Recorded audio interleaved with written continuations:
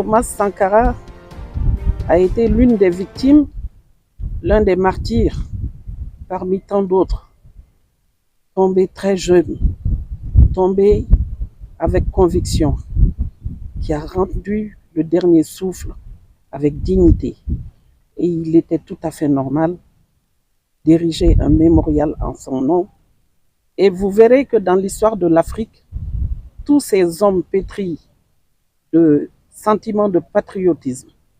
tous ces hommes qui ont compris qu'on est en train de collaborer ou de diriger l'Afrique des mains avec comme une marionnette, passez-moi le terme, que nous sommes dirigés sans idéologie, nous sommes pris comme des pays, des populations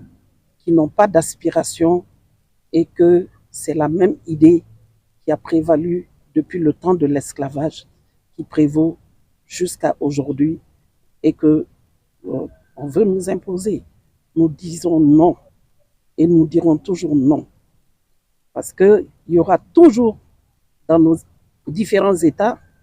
ces germes-là qui poussent et qui ne disparaîtront jamais. Ces germes de la dignité, du patriotisme, qui ne disparaîtront jamais. Comme on dit en Bambara, quand tu soulèves une tartine du tau, qui est la pâte de maïs, l'on trouvera toujours une autre tartine en dessous. Ils auront beau multiplier les initiatives des Modibo Keïta, des Nelson Mandela, des Thomas Sankara seront toujours dans nos pays, des Sékou Touré seront toujours dans nos pays, des Kwame Nkrumah pour relever la dignité de l'Afrique au firmament des nations. Et j'encourage et nous sollicitons les autres États à conserver la mémoire de l'histoire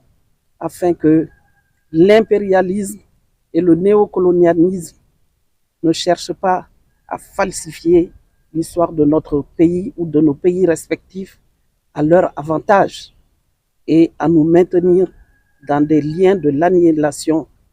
de l'esclavagisme mental. Et donc, nous sommes là, tenons-nous la main, c'est le renouveau de l'Afrique, c'est le renouveau de la zone Sahel, et je suis certaine que l'Afrique est une terre bénie et que même dans d'autres pays, des Thomas Sankara, des Modibo Keïta, des Kwame Nkrumah, des Nelson Mandela vivent encore et naîtront encore sur le sol de l'Afrique.